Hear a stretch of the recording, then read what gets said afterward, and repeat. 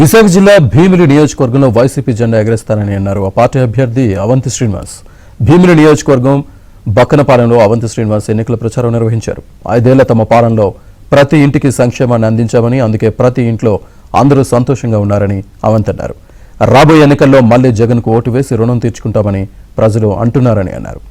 ఎవరు ఎన్ని కుట్రలు చేసినా భీమిలి నియోజకవర్గంలో వైసీపీ జెండా ఎగరేస్తారని అన్నారు అవంతి శ్రీనివాస్.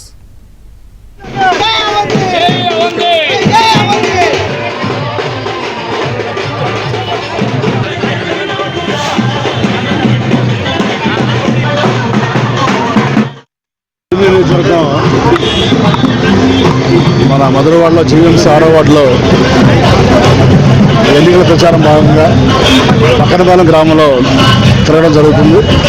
సో ప్రతి ఇంటింటికి కూడా తిరగడం జరుగుతుంది. ప్రతి చోట కూడా మరి ప్రజలు అపూర్వ స్వాగతం అక్కడ ఆదరణ చూపిస్తున్నారు. కారణం ప్రతి ఇంటికి కూడా ఏదో ఒకటి మంచి జరిగింది.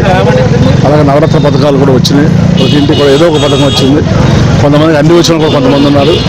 కాబట్టి మరి రేపు రాబోయే ఎలక్షన్స్ మే 11 తారీఖు జరిగే ఎలక్షన్స్లో జగన్ గారు ఒకసారి ఓటు వేసి ఆ రుణం తీర్చుకోవాలని ప్రజలు కోరుకుంటున్నారు.